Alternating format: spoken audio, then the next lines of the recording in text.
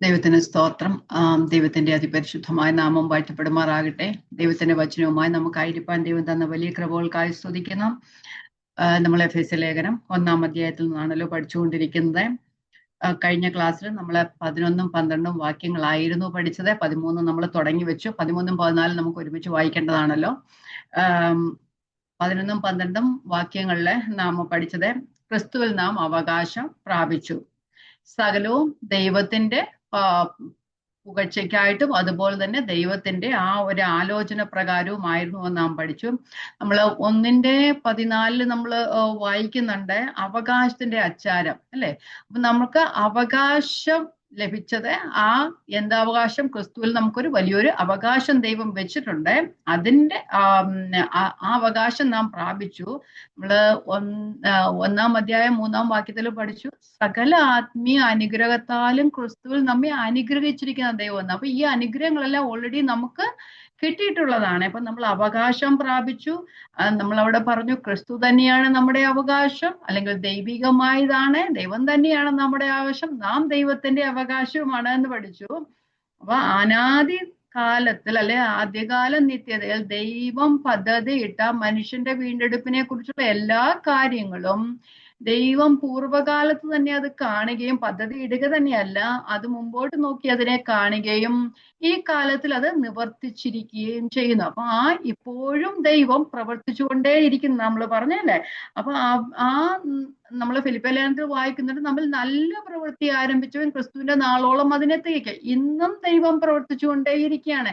അനാദികാലത്ത് അല്ലെങ്കിൽ ആദികാല നിത്യതയിൽ ദൈവം നമ്മെ ഓരോരുത്തരെയും ക്രിസ്തുവിൽ തെരഞ്ഞെടുത്തു. അതുപോലെ എത്രയോ കൂടി ജനങ്ങളെ ദൈവം തിരഞ്ഞെടുത്താണ് അവരെ ഓരോരുത്തരായി ദൈവം ഇപ്പോഴും വിളിച്ചുകൊണ്ടിരിക്കുന്നു, അല്ലെ? നാം കഴിഞ്ഞൊന്നും ഇനി അനേകരെ ദൈവം വിളിക്കുവാനായിട്ട് ഇരിക്കുന്നു. അപ്പം നമ്മളെ റോമലേഖനത്തിൽ പറയുന്ന പോലെ ജാതികളുടെ പൂർണ്ണസംഖ്യ ചേരുവോളം, അല്ലെ, ആ കർത്താവിന്റെ വരവിന്റെ നാളു വരെ ആ ദൈവത്തിന്റെ നിത്യതയിലെ പൂർത്തീകരിച്ചുകൊണ്ടേയിരിക്കും. അത് പിന്നെയും തുടരും. എന്നാലും നമ്മെ വിളിക്കുന്ന ആ വിളിയെ കുറിച്ചുള്ള, അല്ലെങ്കിൽ നമ്മെ തെരഞ്ഞെടുത്തത്, അത് ഇപ്പോഴും ദൈവം പ്രവൃത്തി തുടർന്നുകൊണ്ടേ ഇരിക്കുന്നുണ്ട്.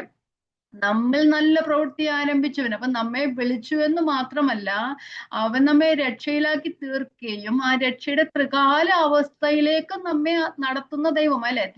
രക്ഷയ്ക്ക് ത്രികാല അനുഭവം ഉണ്ടെന്ന് ഞാൻ പറഞ്ഞു.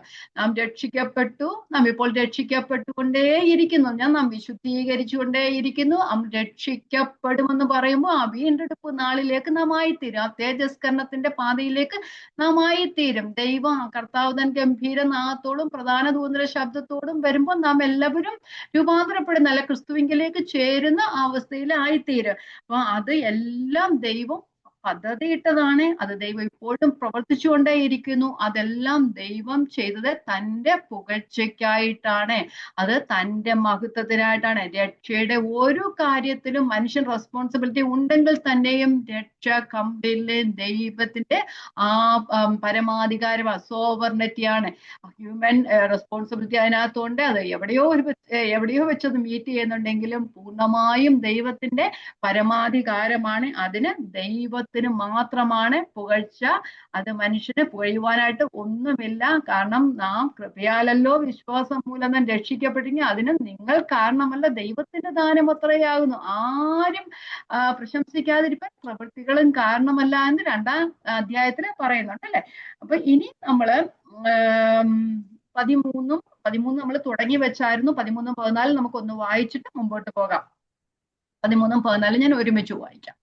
അവന് നിങ്ങൾക്കും നിങ്ങളുടെ രക്ഷയെക്കുറിച്ചുള്ള സുവിശേഷം എന്ന സത്യവചനം നിങ്ങൾ കേൾക്കുകയും അവനിൽ വിശ്വസിക്കുകയും ചെയ്തിട്ട് തന്റെ സ്വജനത്തിന്റെ വീണ്ടെടുപ്പിന് വേണ്ടി മഹത്വത്തിന്റെ പുകഴ്ചയ്ക്കായിട്ട് നമ്മുടെ അവകാശത്തിന്റെ അച്ചാരമായ വാഗ്ദത്തത്തിൻ പരിശുദ്ധാത്മാവിനെ മുദ്രയിട്ടിരിക്കുന്നു. അവനിൽ നിങ്ങൾക്കും ജാതികളായ എഫേസ്യയിലെ വിശുദ്ധന്മാർക്കും ക്രിസ്തുവിൽ വിശ്വാസികളായവർക്കും ആ സയൻസിന് വേണ്ടിയുള്ള നിങ്ങളുടെ രക്ഷയെക്കുറിച്ചുള്ള സുവിശേഷം. നമ്മൾ എല്ലാവരും ദൈവത്തിങ്കലേക്ക് വരുന്നത് ക്രിസ്തുവിലുള്ള വിശ്വാസത്താലാണ്. ക്രിസ്തുവിലുള്ള വിശ്വാസം നമ്മൾ വരുന്നത് സുവിശേഷം കേട്ടിട്ടാണ്. സുവിശേഷം നാം കേൾക്കും, ദൈവം നമ്മെ കേൾപ്പിക്കും, പരിശുദ്ധാത്മാവിനാൽ ദൈവം നമ്മൾ പ്രവർത്തിച്ച് നാം വിശ്വസിക്കുവാൻ കാരണമായി തീരും, അല്ലെ? POC ബൈബിള് പറയുന്ന രക്ഷയുടെ വാർത്തയായ സത്യത്തിന്റെ വചനം ശ്രവിക്കുകയും അവനിൽ വിശ്വസിക്കുകയും ചെയ്ത.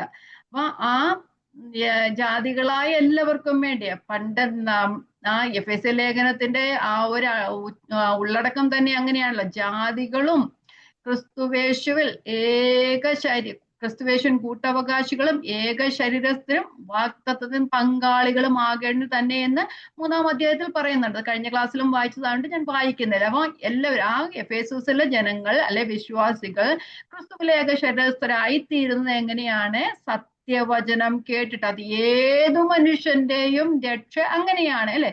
കർത്താവായ യേശു ക്രിസ്തുവിനെ രക്ഷിതാവെന്ന് വായ്കൊണ്ട് ഏറ്റുപറയുകയും ദൈവം അവനെ മരിച്ചവരിൽ നിന്ന് ഉയർപ്പിക്കുകയും ചെയ്തു എന്ന് ഹൃദയം കൊണ്ട് വിശ്വസിക്കുകയും ചെയ്താൽ നീ രക്ഷിക്കപ്പെട്ടു, അല്ലെ? ഹൃദയം കൊണ്ട് നീതിക്കായി വിശ്വസിക്കുകയും വായ് കൊണ്ട് രക്ഷയ്ക്കായി ഏറ്റുപറയുകയും ചെയ്തു. അപ്പം ആ കേൾക്കുക, വിശ്വസിക്കുക. കേട്ട് കഴിഞ്ഞതിനാൽ വിശ്വാസം വരുന്നത്. വചനത്താലും വചനം കേൾവിയാലും വിശ്വാസം കേൾവിയാലും കേൾവി ദൈവത്തിന്റെ വചനത്താലും വരുന്നെന്ന് റോമാലേഖനം 10-ാം അധ്യായത്തിൽ പറയുന്നുണ്ട്. അപ്പം കേട്ടവർ വിശ്വസിച്ചു. ഇനി നമുക്ക് 14-ാം വാക്യത്തിലേക്ക് പോകാം. അവിടെ കേട്ടവരെല്ലാവരും വിശ്വസിച്ചു. അപ്പം 14-ാം വാക്യം പറയുന്നത്, അവനിൽ വിശ്വസിച്ചിട്ട് തന്റെ സ്വജനത്തിന്റെ വീണ്ടെടുപ്പിന് വേണ്ടി തന്റെ മഹത്വത്തിന്റെ പുകഴ്ചയ്ക്കായിട്ട് നമ്മുടെ അവകാശത്തിന്റെ അച്ചാരമായ വാഗ്ദത്തത്തിൻ പരിശുദ്ധാത്മാവിനാൽ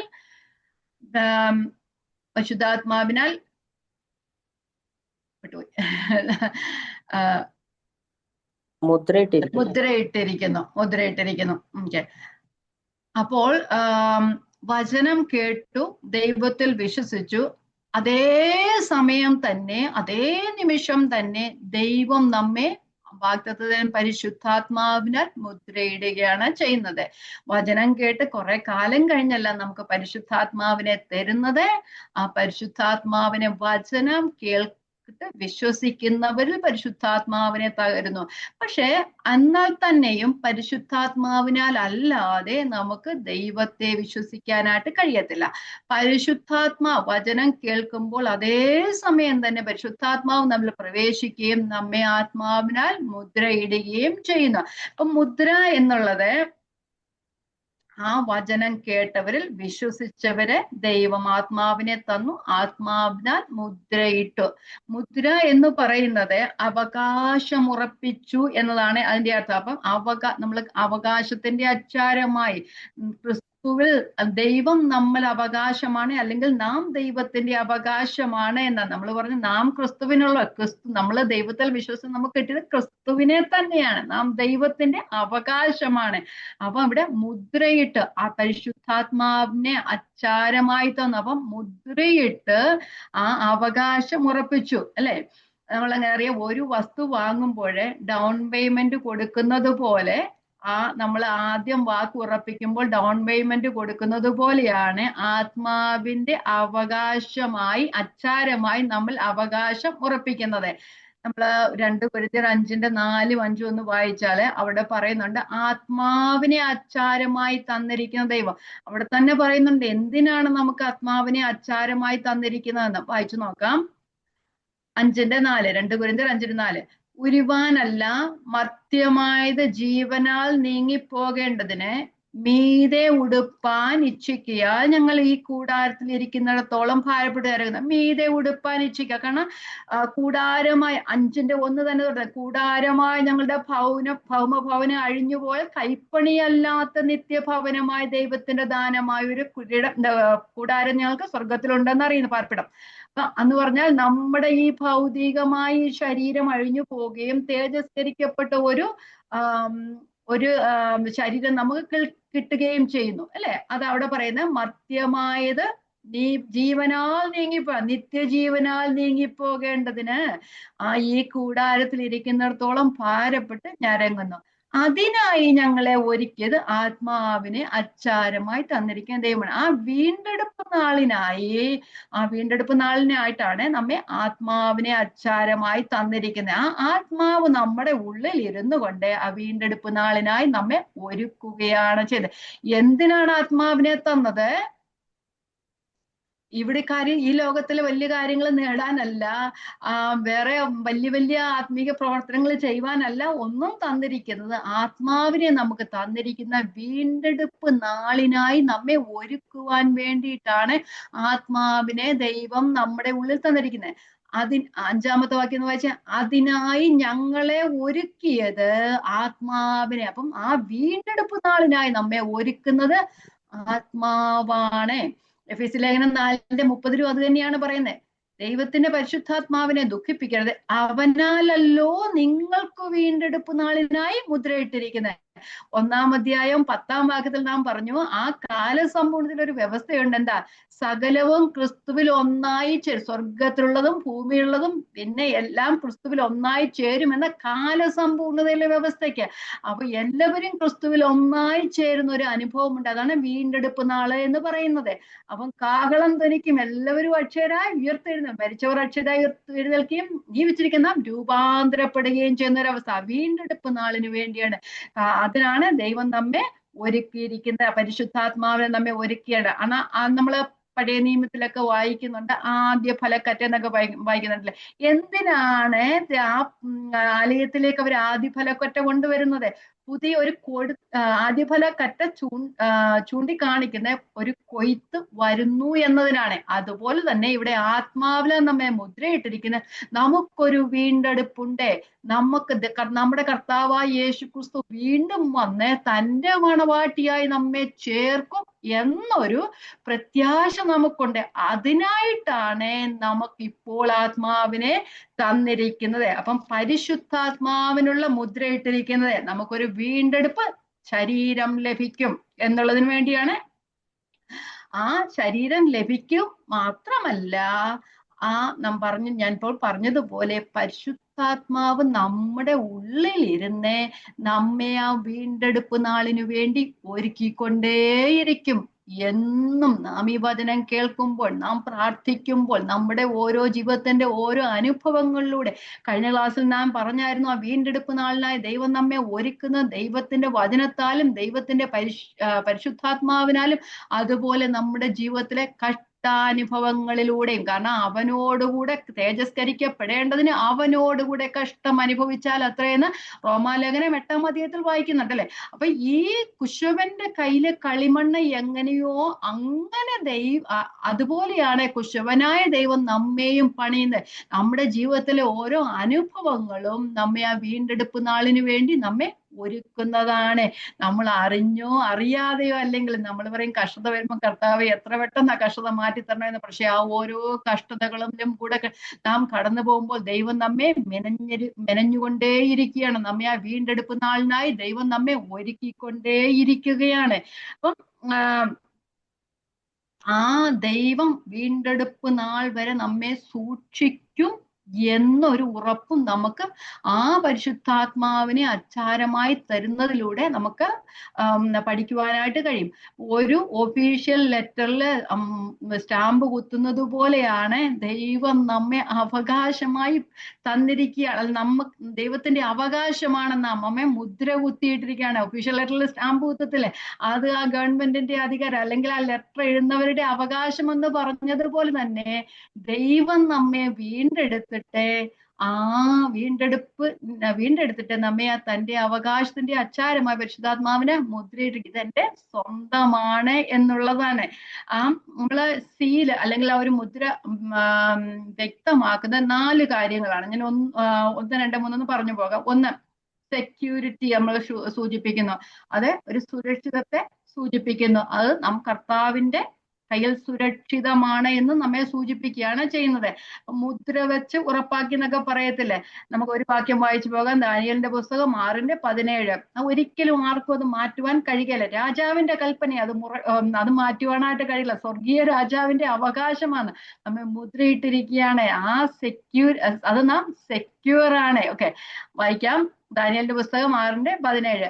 അവർ ഒരു കല്ല് കൊണ്ടുവന്ന് ഗുഹയുടെ വാതുക്കൽ വെച്ചു. ദാനിയേലിനെ കുറിച്ചുള്ള നിർണയത്തിന് മാറ്റം വരാതെ ഇരിക്കുന്ന രാജാവ് തന്റെ മോതിരം കൊണ്ടും മഹത്തുക്കളുടെ മോതിരം കൊണ്ടും അതിന് മുദ്രയിട്ടു. അപ്പൊ അത് മാറ്റുവാനായിട്ട് കഴിയില്ല. രാജാവിന്റെ കൽപ്പന. അതുപോലെയാണ് പരിശുദ്ധാത്മാവിനാൽ നമ്മെ മുദ്രയിട്ടിരിക്കുന്നത്. രണ്ടാമത്തത് ഓതന്റിസിറ്റി, ആധികാരികതയെ സൂചിപ്പിക്കുന്നു. അത് അധികാരത്തെയാണ് സൂചിപ്പിക്കുന്നത്. വാക്യം അതിനെ വായിക്കുന്നില്ല. മൂന്നാമത് ഓണർഷിപ്പ്, ഉടമസ്ഥാവകാശത്തെ സൂചിപ്പിക്കുന്നു. യിരെമ്യാവിന്റെ പുസ്തകം 32:10. ആധാരം എഴുതി മുദ്രയിട്ട് എടുക്കണ്ട. ആധാരം എഴുതി മുദ്രയിട്ട് സാക്ഷികളെ കൊണ്ട് ഒപ്പിടുവെച്ച ശേഷം ഞാൻ പണം തന്നു, അവന് തുലാസിൽ തൂക്കിക്കൊടുത്തു. എന്ന് വെച്ചാൽ ഒരു സ്ഥലം വാങ്ങിയിട്ട് ആ പണം കൊടുത്ത് അവകാശം സ്ഥാപിക്കുന്നത് പോലെ തന്നെ ആ ഓണർഷിപ്പ് ദൈവത്തിന്റെ ഉടമസ്ഥാവകാശത്തിലാണ് നാം എന്നാണ് പരിശുദ്ധാത്മാവിന്റെ മുദ്ര നമ്മെ കാണിക്കുന്നത്. ഇനി അടുത്തത് അതോറിറ്റി, അധികാരം. നമുക്കറിയാം, എസ്തേറിന്റെ പുസ്തകത്തില് യഹൂദന്മാരെ ശല്യം ചെയ്യാനായിട്ട് ഹാമാനും കൂടെയുള്ളവരും നിശ്ചയിച്ചപ്പോഴ് നശിപ്പിച്ചു കളയാൻ വേണ്ടിയിട്ട്, അപ്പൊ ഹാമാന്റെ മരണത്തിന് ശേഷം യഹൂദന്മാർക്ക് വേണ്ടി ഒരു ചീട്ട് എഴുതി വെച്ചിട്ടുണ്ടായിരുന്നു. യഹൂദന്മാരെ നശിപ്പിക്കാൻ ഒരു കൽപ്പന കിട്ടിയിട്ടുണ്ട്. അതിനെ അതിനെ നിർവീര്യമാക്കുന്നത്, ക്യാൻസൽ ചെയ്യുന്ന ഒരു കൽപ്പന വേണമെന്ന് പറഞ്ഞ് എസ്തേർ പറഞ്ഞായിരുന്നല്ലേ. അപ്പൊ എസ്തേറിന് രാജാവ് കൽപ്പന കൊടുത്തിട്ട് തന്റെ മോതിരത്താൽ അതിനെ ഉറപ്പിച്ചെന്നാ പറയുന്നത്. അത് ആർക്കും മാറ്റമില്ല. അതിന് അധികാരമാ കൊടുത്തത് അവിടെ, അല്ലെ. അവരോട് എതിർക്കുവാൻ, അല്ലെ അവരുടെ ശത്രുക്കളെ നിഗ്രഹിക്കാനുള്ള ഒരു അധികാരം കൊടുത്തു. അപ്പൊ നമുക്ക് എന്തുമായി മുദ്ര എന്ന് പറയുന്നത്, നമുക്ക് വലിയൊരു അധികാരം തന്നിരിക്കണം. ദൈവത്തിന്റെ മക്കളെന്ന അധികാരം നമുക്ക് നമ്മുടെ ഉടമസ്ഥാവകാശം കർത്താവിനാണ്. ആധികാരികത, ഇങ്ങനെ 4 കാര്യങ്ങൾ ഒന്നുകൂടെ പറയാം. സെക്യൂരിറ്റി, സുരക്ഷിതത്വം, ഓതന്റിസിറ്റി, ആധികാരികത, ഓണർഷിപ്പ്, ഉടമസ്ഥാവകാശം, അതോറിറ്റി, അധികാരം. അപ്പം ഈ അധികാരം എല്ലാം ദൈവം നമുക്ക് തന്നിരിക്കുന്നത് വെറുതെ അല്ല, താൻ ഒരു വില കൊടുത്തു വാങ്ങിയതാണ്. ആ വിലയെന്ന് പറഞ്ഞത് തൻ്റെ പുത്രന്റെ രക്തമായിരുന്നു. വലിയൊരു വില കൊടുത്തിട്ടാണ് ദൈവം നമ്മെ ഓരോരുത്തരെയും വിലയ്ക്ക് വാങ്ങിയത്. ആ വിലയ്ക്ക് വാങ്ങിയ അവകാശത്തെ അല്ലെങ്കിൽ അതിനെ വെറുതെ കളയുവാനായിട്ട് ദൈവം ആഗ്രഹിക്കുന്നുണ്ട്, വിട്ടുകളയുവാനായിട്ട് ആഗ്രഹിക്കുന്നു. ഒരു നാളും നമ്മെ കൈവിടുകയില്ല, ഉപേക്ഷിക്കില്ല എന്ന് പറഞ്ഞ ദൈവം അത് എന്തുകൊണ്ടാണ്? തൻ്റെ പുത്രനെ നമുക്ക് വേണ്ടി ദാനമായി തന്ന തൻ്റെ പുത്രന്റെ രക്തത്താലാണ് നമ്മെ വീണ്ടെടുത്ത് അതിന്റെ അവകാശത്തിന്റെ അച്ചാരമായിട്ടാണ് നമ്മെ വാഗ്ദത്തൻ പരിശുദ്ധാത്മാവിന് മുദ്രയിട്ടിരിക്കുന്നത്. ഇനിയിപ്പം പരിശുദ്ധാത്മാവ്, പരിശുദ്ധിയുടെ ആത്മാവ്, നമ്മെ വിശുദ്ധീകരിക്കുന്ന ആത്മാവ്. ഇവിടെ പറയുന്നു വാഗ്ദത്തത്തിന്റെ പരിശുദ്ധാത്മാവ്. എന്തുകൊണ്ടാണത് വാഗ്ദത്തത്തിന്റെ പരിശുദ്ധാത്മാവായത്? നമ്മൾ പഴയ നിയമം വായിക്കുമ്പോഴൊക്കെയും ദൈവം പ്രവാചകന്മാരിലൂടെ പറഞ്ഞിട്ടുണ്ടല്ലോ. യോവേലിന്റെ പുസ്തകത്തിൽ പറഞ്ഞിട്ടുണ്ട്, യോവേൽ 2:22, പരിശുദ്ധാത്മാവിനെ അന്ത്യകാല സകല ജഡത്തിന്മേലും എൻ്റെ ആത്മാവിനെ പകരും. അതുകൊണ്ടാണ് അത് വാഗ്ദത്തത്തിന് പരിശുദ്ധം. ഒരിക്കൽ ദൈവം വാഗ്ദത്തം ചെയ്തു, ദൈവം അത് പഴയ നിയമ പ്രവാചകന്മാരിലൂടെ വാഗ്ദത്തം ചെയ്തു. പുതിയ നിയമത്തിൽ വന്നപ്പോൾ കർത്താവ് അത് പറഞ്ഞു. നമുക്കത് വായിച്ചു പോകാം. യോവേലിന്റെ പുസ്തകം 2:28. ആ വചനങ്ങൾ തന്നെയാണ് അപ്പോസ്തല പ്രവൃത്തി 2-ാം അധ്യായത്തിൽ പത്രോസ് അപ്പോസ്തലൻ അത് കോട്ട് ചെയ്ത് പറയുന്നത്. വായിക്കാം. യോവേലിന്റെ പുസ്തകം 2:28. അതിന്റെ ശേഷമോ ഞാൻ സകല ജഡത്തിന്മേലും എൻ്റെ ആത്മാവിനെ പകരും. നിങ്ങളുടെ പുത്രന്മാരും പുത്രിമാരും പ്രവചിക്കും, നിങ്ങളുടെ വൃദ്ധന്മാർ സ്വപ്നങ്ങളെ കാണും, നിങ്ങളുടെ യൗവനക്കാർ ദർശനങ്ങളെ ദർശിക്കും. ദാസന്മാരുടെ മേലും ദാസിമാരുടെ മേലും കൂടെ ഞാൻ ആ നാളുകളിൽ എൻ്റെ ആത്മാവിനെ പകരും. അപ്പൊ സകല ജഡത്തിന്മേലും തൻ്റെ ആത്മാവിനെ പകരുമെന്നുള്ളത് ദൈവത്തിന്റെ വാഗ്ദത്തമായിരുന്നു. നമ്മൾ യിരെമ്യാ പുസ്തകത്തിലും യെഹെസ്കേലിന്റെ പുസ്തകത്തിലൊക്കെ കാണുന്നുണ്ട്, ഞാൻ അവരുടെ മേൽ എൻ്റെ ആത്മാവിനെ പകരും, അവർക്കൊരു പുതിയൊരു ഹൃദയം കൊടുക്കും അല്ലെ എന്നൊക്കെ പറഞ്ഞിട്ടുണ്ട്. അപ്പം ദൈവം വാഗ്ദത്തം ചെയ്തതായിരുന്നു. അപ്പോസ്തല പ്രവൃത്തിയിൽ നമ്മൾ കാണുന്നുണ്ട് 1:4 കർത്താവ് തന്നെ അത് പറഞ്ഞിട്ടുണ്ട്. എന്റെ പിതാവ് വാഗ്ദത്തം ചെയ്ത, യോബേൽ പുസ്തകത്തിലായിരുന്നു ദൈവം പറഞ്ഞത്, അത് പിതാവ് വാഗ്ദത്തം ചെയ്ത. ആ വാക്യം കൂടെ നമുക്കൊന്ന് വായിക്കാം. അപ്പോസ്തല പ്രവൃത്തി 1:4. അങ്ങനെ അവൻ അവരുമായി കൂടിയിരിക്കുമ്പോൾ അവരോട്, നിങ്ങൾ യെരൂശലേമിൽ നിന്ന് വാങ്ങിപ്പോകാതെ എന്നോട് കേട്ട പിതാവിന്റെ വാഗ്ദത്തത്തിനായി കാത്തിരിക്കണം. അപ്പം പിതാവ് വാഗ്ദത്തം ചെയ്തതായിരുന്നു അല്ലെ, ആ വാഗ്ദത്തത്തിന് വേണ്ടി കാത്തിരിക്കാൻ കർത്താവായ യേശുക്രിസ്തു തന്റെ ശിഷ്യന്മാരോട് പറയുന്നു.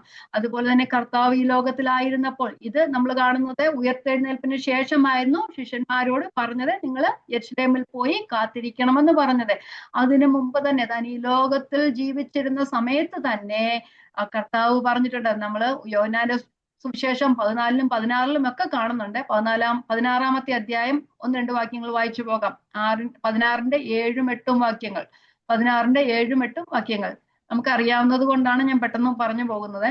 എന്നാൽ ഞാൻ നിങ്ങളോട് സത്യം പറയുന്നു, ഞാൻ പോകുന്നത് നിങ്ങൾക്ക് പ്രയോജനം. ഞാൻ പോകാഞ്ഞാൽ കാര്യസ്ഥൻ പരിശുദ്ധാത്മാവ് നിങ്ങളുടെ അടുക്കൽ വരികയില്ല. ഞാൻ പോയാൽ അവനെ നിങ്ങളുടെ അടുക്കൽ അയക്കും. അവൻ വന്ന് പാപത്തെക്കുറിച്ച്, നീതിയെക്കുറിച്ച്, ന്യായവിധിയെക്കുറിച്ച് ലോകത്തിന് ബോധം വരുത്തും. അപ്പം വാഗ്ദത്തത്തിന്റെ പരിശുദ്ധാത്മാവെന്ന് പറഞ്ഞ ദൈവം മുമ്പ് വാഗ്ദത്തം ചെയ്ത് ഇപ്പോൾ അയച്ചിരിക്കുന്ന ആത്മാവ്. നമ്മള് അതുപോലെ റോമാലേഖനം 8:16 ഈ ദിവസങ്ങളിലൊക്കെ വായിച്ച വാക്യമാണ്. എങ്കിലും നമ്മൾക്ക് അവകാശം കിട്ടി. നമ്മൾ ആ വാഗ്ദത്തത്തിന്റെ പരിശുദ്ധാത്മാവിനെ മുദ്രയിട്ടിരിക്കുക എന്ന് പറഞ്ഞാൽ, നമ്മളെ വീണ്ടെടുപ്പ് നാളിനായി നമ്മളെ മുദ്രയിട്ടിരിക്കുന്നു. ആ പരിശുദ്ധാത്മാവിനെ തന്ന് ദൈവം നമ്മളെ അവകാശം പ്രാപിക്കുകയാണ് ചെയ്യുന്നത്. എന്തിന്റെ അവകാശം? നാം ദൈവത്തിന്റെ അവകാശികളും ക്രിസ്തുവിന്റെ കൂട്ടവകാശികളുമാവുന്നു. വായിക്കാം 8:16 റോമലേഖനം. നാം ദൈവത്തിന്റെ മക്കളെന്ന് ആത്മാവ് താനും നമ്മുടെ ആത്മാവോടുകൂടെ ഇരുന്ന് സാക്ഷ്യം പറഞ്ഞു. എപ്പോഴും ദൈവത്തിന്റെ ആത്മാവ് നമ്മുടെ ഉള്ളിലിരുന്ന് നമ്മോട് സാക്ഷ്യം പറയുകയാണ്, നാം ദൈവത്തിന്റെ മക്കളാകുന്നു എന്ന്. നമ്മുടെ പ്രവൃത്തികൾ കണ്ടു കഴിഞ്ഞാൽ ചിലപ്പോൾ ദൈവത്തിന്റെ മക്കളാണെന്ന് പറയത്തില്ലായിരിക്കും, പക്ഷെ ആത്മാവ് എപ്പോഴും നമ്മുടെ ഉള്ളിലിരുന്ന് പറയുന്നുണ്ട് നാം ദൈവത്തിന്റെ മക്കളാണെന്ന്. 8:17 നാം മക്കളെങ്കിലും അവകാശികളുമാകുന്നു, ദൈവത്തിന്റെ അവകാശികളും ക്രിസ്തുവിന് കൂട്ടവകാശികളും തന്നെ. നാം അവനോടുകൂടെ തേജസ്കരിക്കപ്പെടേണ്ടതിന് അവനോടുകൂടെ കഷ്ടം അനുഭവിച്ചാൽ അത്രേ. കൊലോസി ലേഖനത്തിൽ പറയുന്നു വെളിച്ചത്തിലുള്ള ആത്മാവെന്നാ പറയുന്നത്, വെളിച്ചത്തിലുള്ള അവകാശം എന്നാ പറയുന്നത്. വായിക്കാം കൊലോസി ലേഖനം 1:12. എല്ലാവർക്കും അറിയാവുന്ന വാക്യാണല്ലോ. 1:12-13. വിശുദ്ധന്മാർക്ക് വെളിച്ചത്തിലുള്ള അവകാശത്തിനായി നമ്മെ പ്രാപ്തരാക്കി, നമ്മെ ഇരുട്ടിന്റെ അധികാരത്തിൽ നിന്നും വിടുവിച്ച് സ്നേഹസ്വരൂപനായ പുത്രനെ. അപ്പൊ ഇരുട്ടിന്റെ അധികാരത്തിലായിരുന്നു നമ്മെ, ആ സ്നേഹസ്വരൂപനായ പുത്രൻ, അതേ വെളിച്ചത്തിന്റെ അവകാശത്തിലേക്ക് നമ്മെ ആക്കി വെച്ചിട്ട് പരിശുദ്ധാത്മാവിനെ നമുക്ക് ആ അവകാശത്തിനായി പരിശുദ്ധാത്മാവിനെ നമ്മെ മുദ്രയിട്ടു. എബ്രായ ലേഖനത്തിൽ പറയുന്നത് നിത്യാവകാശത്തിന്റെ വാഗ്ദത്തം എന്നാ പറയുന്നത്. നമ്മളെ നിത്യമായി ദൈവം അവകാശമുണ്ട് നമ്മളിലെ. ഒരു കുറച്ചു കാലത്തേക്കുള്ള അവകാശമല്ല, ഒരു സ്ഥലം വാങ്ങിച്ചാൽ നമുക്ക് ഇഷ്ടമുള്ളത് കുറച്ച് കഴിയുമ്പോൾ കൊടുക്കാം അല്ലേ, അങ്ങനെയുള്ള അവകാശമല്ല. ഇത് സ്ഥിരമായ അവകാശം. എബ്രായർ 9:15.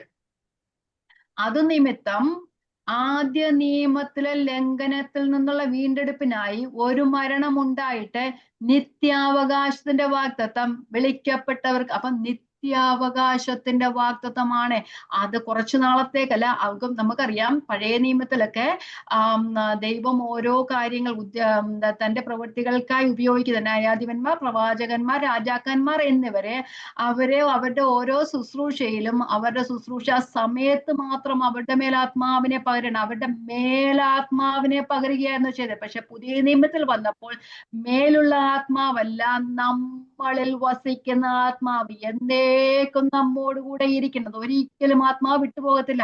വിട്ടുപോകുന്ന അവസരമുണ്ട്. നമ്മൾ നേരെ മുമ്പ് വായിച്ച വാക്യം 4-ാം അധ്യായത്തിൽ എഫെസ്യർ 4:4 പറയുന്നത്, നാം പരിശുദ്ധാത്മാവിനെ ദുഃഖിക്കരുത്. ദുഃഖിപ്പിച്ച് കഴിഞ്ഞാൽ പരിശുദ്ധാത്മാവ് നമ്മളിൽ നിന്ന് വിട്ടുപോകാനായിട്ട് ഇടയായിത്തരും. അല്ലെങ്കിൽ പരിശുദ്ധാത്മാവിനെ നമുക്ക് നിത്യാവകാശമായിട്ടാണ് തന്നിരിക്കുന്നത്. അതുപോലെ തന്നെ പത്രോസ് അപ്പോസ്തലന്റെ ലേഖനത്തിലും പത്രോസ് അപ്പോസ്തലന്റെ ലേഖനത്തിലും പറയുന്നുണ്ട്, വാട്ടം, മാലിന്യം, നാശമില്ലാത്തൊരു അവകാശത്തിനു വേണ്ടി നമ്മെ മുദ്രയിട്ടിരിക്കുന്നു പറയുന്നു, വീണ്ടും ജനിപ്പിച്ചിരിക്കുന്നു. വായിക്കാം 1 പത്രോസ് 1:4-5. ഈ ക്ഷയമുള്ള നമ്മുടെ ശരീരം, അല്ലെ ദ്രവത്വമായ നമ്മുടെ ശരീരം മാറി അക്ഷയമായ അദ്രവത്വമുള്ള ഒരു ശരീരം നമ്മൾ പ്രാപിക്കുക. അന്ത്യകാലത്തിൽ വെളിപ്പെടുവാൻ ഒരുങ്ങിയിരിക്കുന്ന രക്ഷയ്ക്ക്, ആ വീണ്ടെടുപ്പ് നാളിന് വേണ്ടി വിശ്വാസത്താൽ ദൈവശക്തിയിൽ കാക്കപ്പെടും. നമ്മെ കാത്തുകൊണ്ടേയിരിക്കുക. എന്തുകൊണ്ടാ? ദൈവശക്തിയിൽ, പരിശുദ്ധാത്മാവിന്റെ ശക്തിയാൽ കാക്കപ്പെടുന്ന നിങ്ങൾക്ക് വേണ്ടി സ്വർഗത്തിൽ സൂക്ഷിച്ചിരിക്കുന്നതും ക്ഷയം, മാലിന്യം, വാട്ടം എന്നിവ ഇല്ലാത്തതുമായി അവകാശത്തിനായി തന്നെ വീണ്ടും ജനിപ്പിച്ചിരിക്കുന്നു. അപ്പൊ നമുക്കൊരു വാട്ടം, മാലിന്യം, ക്ഷയം എന്നിവ ഇല്ലാത്തൊരു അവകാശമുണ്ട്. ആ അവകാശത്തിന് വേണ്ടി, ആ വീണ്ടെടുപ്പിനാൽ തേജസ്കരണത്തിന്റെ പാതയിലേക്ക് നയിക്കുവാൻ വേണ്ടിയാണ് വാഗ്ദത്തത്തിന് പരിശുദ്ധാത്മാവിനാ ദൈവം നമ്മെ മുദ്രയിട്ടിരിക്കുന്നത്. അപ്പം ഞാൻ മുമ്പേ പറഞ്ഞതുപോലെ നാം അവസാനം വരെ, നാം ആ വീണ്ടെടുപ്പ് വരെ ദൈവം നമ്മെ കാത്തു സൂക്ഷിക്കും. അത് നമുക്ക് തെളിവുണ്ടോ? ഉണ്ട്. ഇഷ്ടംപോലെ തെളിവ് വചനത്തിൽ പറയുന്നുണ്ട്. 2-3 വാക്യങ്ങൾ ഞാൻ വായിച്ചു വിടാം. യോഹന്നാന്റെ സുവിശേഷം 14:16. അത് എന്നേക്കും ഇരിക്കും, എന്നാൽ ഞാൻ പിതാവിനോട് ചോദിക്കും, അവൻ സത്യത്തിന്റെ ആത്മാവ് എന്നൊരു മറ്റൊരു കാര്യസ്ഥനെ എന്നേക്കും നിങ്ങളോടുകൂടെ ഇരിക്കേണ്ടതിന് ഇരിക്കും. എന്നേക്കും നമ്മോടുകൂടെ ഇരിക്കുവാൻ വേണ്ടി സത്യത്തിന്റെ ആത്മാവെന്ന കാര്യസ്ഥനെ നമുക്ക് തരും. ആ സത്യത്തെക്കുറിച്ചും നീതിയെക്കുറിച്ചും പാപത്തെക്കുറിച്ചും ഒക്കെ ബോധം വരുത്തുക. നമ്മെ വീണ്ടെടുക്കുക മാത്രമല്ല, ഓരോ ദിവസവും ആത്മാവ് നമ്മോട് സംസാരിച്ചു കൊണ്ടേയിരിക്കും, നമ്മൾ പ്രവർത്തിച്ചു കൊണ്ടേയിരിക്കും. നീ ദൈവത്തിന്റെ മകളാണെന്ന് ഓർമ്മിപ്പിച്ചു കൊണ്ടേയിരിക്കും. മറ്റുള്ളവർ ചെയ്യുന്നത് പോലെ, ശേഷം ലോകത്തിലെ ജനങ്ങൾ ചെയ്യുന്ന പോലെ നിനക്ക് ചെയ്യുവാൻ കഴിയില്ല എന്ന് നമ്മോട് പറഞ്ഞുകൊണ്ടേയിരിക്കും. 1 കൊരിന്ത്യർ 6:19 ദൈവത്തിന്റെ ദാനമായി നിങ്ങളിരിക്കുന്ന പരിശുദ്ധാത്മാവിന്റെ മന്ദിരമാവുന്നു നിങ്ങളുടെ ശരീരമെന്നും നിങ്ങളെ വിലയ്ക്ക് വാങ്ങിയിരിക്കുക, നിങ്ങളിനി താന്താങ്ങൾക്കുള്ളതല്ലെന്നും അറിയുന്നില്ലേ? ഇത് തന്നെയാണ് പരിശുദ്ധാത്മാവ് നമ്മോട് പറയുന്നത്. നമ്മളെ വിലയ്ക്ക് വാങ്ങിയിരിക്കുക, നിങ്ങൾ നമുക്കുള്ളവരല്ല, ഈ ലോകത്തിനുള്ളവരല്ല, ദൈവത്തിന്റെ വീണ്ടെടുപ്പ് നാളിനായി നമ്മെ മുദ്രയിട്ടിരിക്കുകയാണ്. യോഹന്നാൻ 6:39-40 വാക്യങ്ങളിൽ പറയുന്നുണ്ട്, എന്റെ കയ്യിൽ നിന്ന് അതിനെ പിടിച്ചു കളവാനായിട്ട് ആർക്കും കഴിയുകയില്ല. അല്ലെ? 10-ാം അധ്യായത്തിലും പറയുന്നുണ്ട്. ഞാൻ 2 വായിച്ചു പോകാം. യോഹന്നാന്റെ സുവിശേഷം 6:39. അവൻ എനിക്ക് തന്നതിലൊന്നും ഞാൻ കളയാതെ എല്ലാം ഒടുക്കത്തെ നാളിൽ ഉയർത്തെഴുന്നേൽപ്പിക്കണം എന്നാവുന്നു എന്നെ അയച്ചവന്റെ ഇഷ്ടം. എന്നെയും നിങ്ങളെയും ഒക്കെ ഒന്നിനെയും കളയാതെ എല്ലാം ഒടുക്കത്തെ നാൾ ഉയർത്തെഴുന്നേൽപ്പിക്കണം എന്നാകുന്നു എന്നെ അയച്ചവൻ, എന്റെ പിതാവിന്റെ ഇഷ്ടം. പുത്രനെ നോക്കിക്കൊണ്ട് അവനിൽ വിശ്വസിക്കുന്ന ഏവരും നിത്യജീവൻ ഉണ്ടാകണമാകുന്നു എന്റെ പിതാവിന്റെ ഇഷ്ടം. ഞാൻ അവനെ ഒടുക്കത്തെ നാൾ ഉയർത്തെഴുന്നേൽപ്പിക്കും. എല്ലാവരെയും, നമ്മെ ഓരോരുത്തരെയും ഉയർത്തെഴുന്നേൽപ്പിക്കും. കർത്താവ് പറയാണ് 10:27, ഞാൻ അവയെ അറിയും, അവ എന്നെ അനുഗമിക്കുകയും ചെയ്യുന്നു. ഞാൻ അവയ്ക്ക് നിത്യജീവൻ കൊടുക്കുന്നു, അവ ഒരു നാളും നശിച്ചു പോകുകയില്ല, ആരും അവയെ എന്റെ കയ്യിൽ നിന്ന് പിടിച്ചു പറിക്കുകയുമില്ല. അവനെ തന്നിരിക്കുന്ന എന്റെ പിതാവ് എല്ലാവരും വലിയവൻ, പിതാവിന്റെ കയ്യിൽ നിന്ന് പിടിച്ചു പറിപ്പാൻ ആർക്ക് കഴിയുകയില്ല. കർത്താവിന്റെ യെശയ്യാവിന്റെ പുസ്തകം പറയുന്ന, ദൈവം നമ്മെ ഉള്ളം കയ്യിൽ വരച്ചിരിക്കുകയാണ്. ദൈവത്തിന്റെ കയ്യിൽ നമ്മെ പിടിച്ചു പറിക്കാൻ കഴിയില്ല, പക്ഷെ നമുക്ക് പോകാം. അല്ലെ? ഒരു ഫ്രീ വില്ല് തന്നിട്ടുണ്ട്, നമുക്ക് ഉതിർന്നു പോകാം. പക്ഷെ ഉതിർന്നു പോകാനല്ല, അവസാനത്തെ നാൾ വരെ കർത്താവിനോട് കൂടെ ഉയർപ്പിപ്പാനാണ് ദൈവം നമ്മെ വിളിച്ചിരിക്കുന്നത്. അതുകൊണ്ട് കർത്താവ് നമ്മെ വിട്ടുകളയില്ല, നമ്മൾ കർത്താവിനെ വിട്ടുകളഞ്ഞിട്ട് പോകാം. അല്ലേ? യൂദായെ കർത്താവ് സ്നേഹിച്ചു, കൂടെ കൊണ്ട് നടന്നു. പക്ഷെ യൂദ വിട്ടുപോകാനായിട്ട് ഇടയായിരുന്ന പലരും, ദേമാസ് ഈ ലോകത്തെ സ്നേഹിച്ച് എന്നെ വിട്ടുപോയെന്ന് പൗലോസ് പറയുന്നുണ്ടല്ലേ. ആദ്യം പൗലോസിനോട് കൂടെ യാത്ര ചെയ്ത് അവസാനം ഈ ലോകത്തെ വിട്ട്, പൗലോസിനെ വിട്ട് ഈ ലോകത്തെ സ്നേഹിച്ച് പോയെന്ന് പറയുന്നുണ്ടല്ലേ. നമുക്കും പോകാം, പക്ഷെ ദൈവം വിട്ടുകളയുകയില്ല. പോവുകയാണെങ്കിൽ നമ്മുടെ ഉത്തരവാദിത്വം, നമ്മുടെ പ്രോബ്ലമാണ്. സൂക്ഷിക്കുന്നത് ദൈവത്തിന്റെ ഉത്തരവാദിത്തമാണ് എന്ന് പറയുന്നുണ്ട്. അതുപോലെ കർത്താവായ യേശു ക്രിസ്തു ലോകത്തിലായിരുന്നപ്പോൾ പിതാവിന്റെ ഒരു മധ്യസ്ഥ പ്രാർത്ഥന ചെയ്തതിൽ നമുക്ക് വിശുദ്ധ മഹാപുരോഹിത പ്രാർത്ഥന 17-ാം അധ്യായത്തിൽ, യോഹന്നാന്റെ സുവിശേഷം 17-ാം അധ്യായത്തില് അപ്പം പറയുകയാണ്, കർത്താവേ, നിന്റെ നാമത്തിൽ നീ എനിക്ക് തന്നിരിക്കുന്ന എവരെയും ഞാൻ കാത്തു സൂക്ഷിച്ചിരിക്കുന്നു, ഇനിയും സൂക്ഷിക്കുമെന്ന് പറയുന്നുണ്ട്. അല്ലെ? വായിക്കാം. ഇനി ഞാൻ ലോകത്തിലിരിക്കുന്നില്ല, ഇവരോ ലോകത്തിലിരിക്കുന്നു. ഞാൻ നിന്റെ അടുക്കൽ വരുന്നു. പരിശുദ്ധ പിതാവേ, അവർ നമ്മെ പോലെ ഒന്നാകേണ്ടത് നീ എനിക്ക് തന്നിരിക്കുന്നവരെ നിന്റെ നാമത്തിൽ അവരെ കാത്തുകൊള്ളണമേ. ആ കർത്താവ് പ്രാർത്ഥിക്കുകയാണ്. അവരെ അന്ത്യം വരെയും കാത്തുകൊള്ളുവാനാണ്. ആ ആ പ്രാർത്ഥന ഇന്നും നമുക്ക് വേണ്ടിയും തുടർന്നുകൊണ്ടേയിരിക്കുക അല്ലേ? കർത്താവിന്റെ പ്രാർത്ഥന ഒരു നാളും അവസാനിക്കുന്നില്ല. അതിപ്പോഴും നമ്മെ കാത്തു സൂക്ഷിച്ചുകൊണ്ടിരിക്കുകയാണ്. അവരോടുകൂടെ ഇരുന്നപ്പോൾ ഞാൻ അവരെ നീ എനിക്ക് തന്നിരിക്കുന്ന എന്റെ നാമത്തിൽ കാത്തുകൊണ്ടിരുന്നു. ഞാൻ അവരെ സൂക്ഷിച്ചു. തിരുവഴുത്തിൽ നിവർത്തി വരേണ്ട നാശയോഗ്യനല്ലാതെ അവരിലാരും നശിച്ചു പോയിട്ടില്ല. യൂതയെക്കുറിച്ച് അവിടെ പറയുകയാണ് ചെയ്യുന്നത്.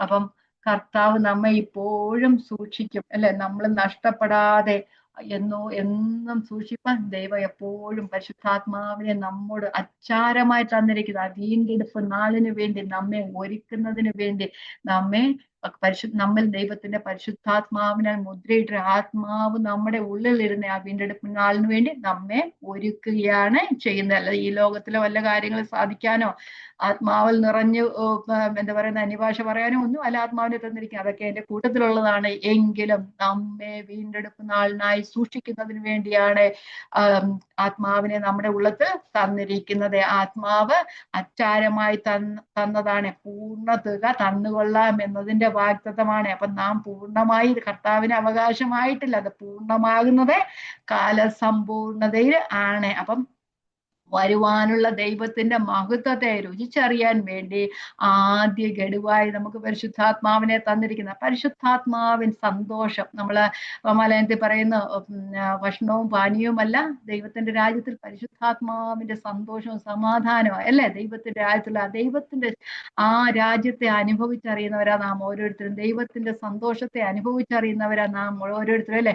ദൈവരാജ്യത്തിന്റെ ആ ഒരു സമാധാനവും സന്തോഷം അനുഭവിച്ചറിയുന്ന. അതുകൊണ്ടാണ് നാം എപ്പോഴും ദൈവത്തിന്റെ സന്നിധിയിലിരുന്ന് ദൈവത്തിന്റെ വചനം കേൾക്കുവാൻ ആഗ്രഹിക്കും. നമുക്കറിയാം സ്ഥിരമായിട്ട് വരുന്നവരാ എല്ലാവരും അല്ലേ?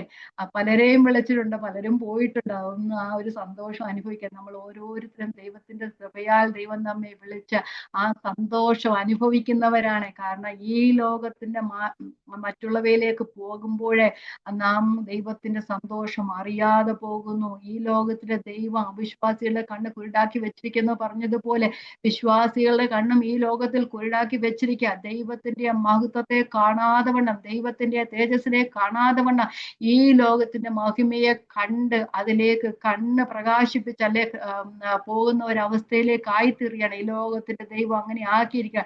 ദൈവം നമ്മെ വിളിച്ച ആ ദൈവത്തിന്റെ മഹത്വത്തിന്റെ ഭാഗമാകുവാൻ വിളിച്ചവർ ആ സന്തോഷത്തിന്റെ അല്പം നമുക്ക് ഇപ്പം തന്നിട്ടിരിക്കുകയാണ്. ഇപ്പം നമുക്ക് എന്ത് സമാധാനമുണ്ട്.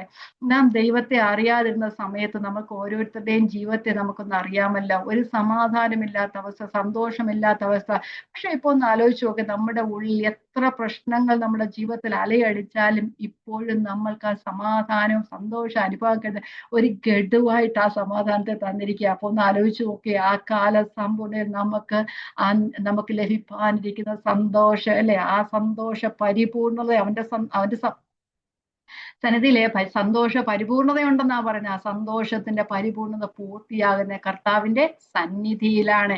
അപ്പൊ ആ നമുക്ക് അവകാശത്തിന്റെ ഒരു ചെറിയൊരു ഫോർട്ടേസ്റ്റ് നമുക്ക് രുചിച്ചറിയുവാനായിട്ട് കർത്താവ് ഇപ്പോൾ തന്നിരിക്കണം. അപ്പൊ ആ പൂർണ്ണ അവകാശം നാം ഒരിക്കൽ പ്രാപിക്കും.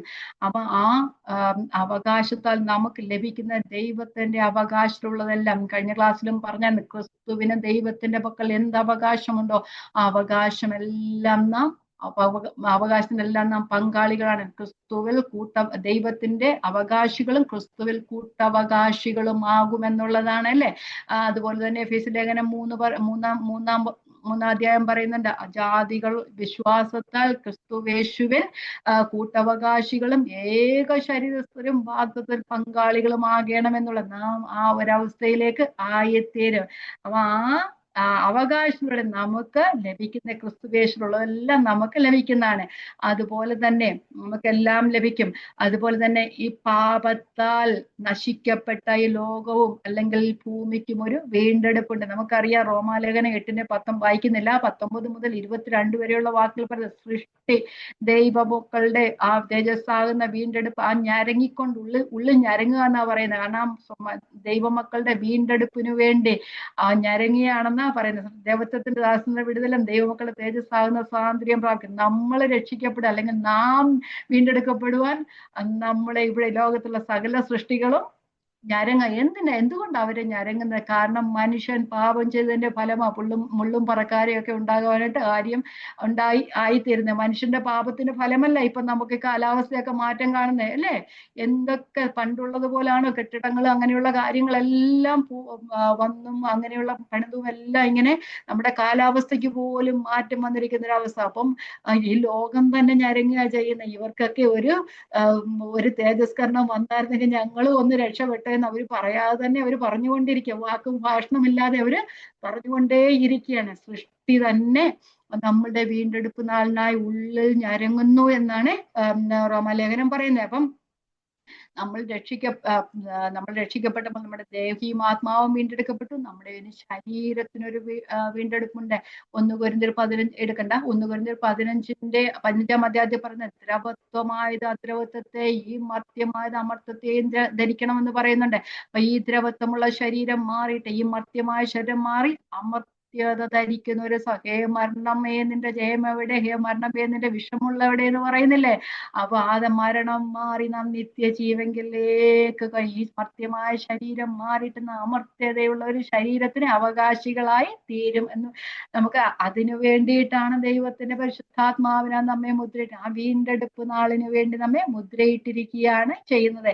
അപ്പൊ നാം രക്ഷിക്കപ്പെട്ടപ്പോൾ ദൈവത്തിന്റെ പരിശുദ്ധാത്മാവിനെ ദൈവം നമ്മുടെ ഉള്ളിൽ തന്നിട്ട് വീണ്ടെടുപ്പ് നാളിന് ആദ്രവത്വമുള്ളത് അല്ലെങ്കിൽ അമർത്യമായതിലേക്ക് നമ്മെ കൊണ്ടുപോകുന്നതിന് വേണ്ടി അവകാശത്തിന് വേണ്ടി നമ്മെ മുദ്രയിട്ട് അവകാശം പ്രാപിച്ചു. ഉടമസ്ഥാവകാശം ദൈവം പ്രാപിച്ചു. ആ ഒരു ഫോർട്ടേസിന് വേണ്ടി പരിശുദ്ധാത്മാവിന്റെ ഇച്ഛര നമുക്ക് തന്നിരിക്കുകയാണ് ചെയ്യുന്നത്. ഇവിടെ പറയുന്നു, ഫിലിപ്പിലെ ലേഖനം പറയുന്നുണ്ട്, നമ്മുടെ ആ താഴ്ചയുള്ള ശരീരത്തെ അവന്റെ മഹത്വമുള്ള ശരീരത്തോട് അനുരൂപമാക്കി രൂപാന്തരപ്പെടുത്തും. നാം സ്വർഗീയ പൗരന്മാരാണ്. കർത്താവായ യേശു ക്രിസ്തു വീണ്ടും വരുമ്പോൾ നമ്മുടെ താഴ്ചയുള്ള ശരീരം മാറ്റി കർത്താവിന്റെ മഹത്വമുള്ള ഒരു ശരീരത്തോട് നാം അനുരൂപരായി തീരുമെന്ന് പറയുന്നു. ഇവിടെ പറയുന്നുണ്ട് സ്വജനത്തിന്റെ അവകാശം. സ്വജനത്തിന്റെ അവകാശം എന്ന് പറഞ്ഞാൽ ആ സഭയുടെ മുഴുവൻ സ്വന്തം ജനത്തിന്റെ അവകാശം. 1 പത്രോസ് 2:9 നമുക്കത് കാണുവാനായിട്ട് കഴിയും. ഒന്ന് വായിച്ചു പോകാം. സ്വജനം. നിങ്ങളോ അന്ധകാരത്തിൽ നിന്ന് തന്റെ അത്ഭുത പ്രകാശത്തിലേക്ക് നിങ്ങളെ വിളിച്ചവന്റെ സൽഗുണങ്ങളെ ഘോഷിപ്പാൻ തക്കണം തെരഞ്ഞെടുത്ത് ഒരു ജാതിയും രാജകീയ പുരോഹിതവർഗം വിശുദ്ധ വംശം സ്വന്തം ജനം. അപ്പൊ സ്വജനത്തിന്റെ അവകാശം എന്ന് ഇവിടെ പറഞ്ഞിരിക്കുന്നത് സഭയുടെ അല്ലെങ്കിൽ ക്രിസ്തുവിന്റെ സഭയിലെ അംഗങ്ങളുടെ ഓരോരുത്തരെയും കുറിച്ചാണ് ആ സ്വജനം എന്ന് പറഞ്ഞിരിക്കുന്നത്. സഭയെ വിശുദ്ധി നമ്മള് എഫെസ്യ ലേഖനം 4:5-27 കാണുന്നത് സഭയെ വിശുദ്ധീകരിക്കുന്നതിനാണ് പരിശുദ്ധാത്മാവിന് ദൈവം നമുക്ക് തന്നിരിക്കുന്നത്. വായിക്കാം. 5:27 കറ ചുളുക്കം മുതലായ ഒന്നുമില്ലാതെ സഭയെ ശുദ്ധവും നിഷ്കളങ്കമായി തനിക്ക് തന്നെ തേജസ്സോടെ മുൻനിർത്തേണ്ടതിന് തന്നെത്താൻ അവൾക്ക് വേണ്ടി ഏൽപ്പിച്ചു കൊടുത്തു. അപ്പൊ അതിനു വേണ്ടിയിട്ടാണ് പരിശുദ്ധാത്മാവിനെ നമ്മുടെ ഉള്ളിൽ തന്നിരിക്കുന്നത്. അപ്പൊ നമ്മുടെ അവകാശത്തിന്റെ അച്ചാരമായി വാഗ്ദത്തൻ പരിശുദ്ധാത്മാവിനെ നമ്മുടെ ഉള്ളിൽ തന്നിരിക്കുന്നു. ഇനി നമുക്ക് 15 മുതലുള്ള വാക്യങ്ങളാണ്. നമുക്കറിയാം 15 മുതൽ 19 വരെയുള്ള വാക്യങ്ങൾ ഒരു കുത്തും കോമയൊന്നും ഇല്ലാതെ അങ്ങ് പോയിക്കൊണ്ടിരിക്കുകയാണ് അല്ലെ. നമുക്ക് പതിയെ ചെറിയ ഭാഗങ്ങളായിട്ട് നമുക്ക് പഠിക്കാം. പൗലോസിന്റെ ഒരു പ്രാർത്ഥനയാണ്. നമ്മൾ ഈ ലേഖനത്തിൽ 2 പ്രാർത്ഥനകൾ പൗലോസിന്റെ കാണുവാനായിട്ട് കഴിയും. ഇന്ന് 1 അധ്യായത്തിന് 15 മുതൽ 19 വരെയുള്ള വാക്യങ്ങൾ, അതുപോലെ തന്നെ 2 അധ്യായത്തിന്റെ അവസാന ഭാഗങ്ങളിലുമാണ് 3 അധ്യായത്തിന്റെ അവസാന ഭാഗങ്ങളിലുമാണ് നമ്മൾ കാണുവാനായിട്ട് കഴിയുന്നത്. ഞാൻ വായിച്ചു വിടാം.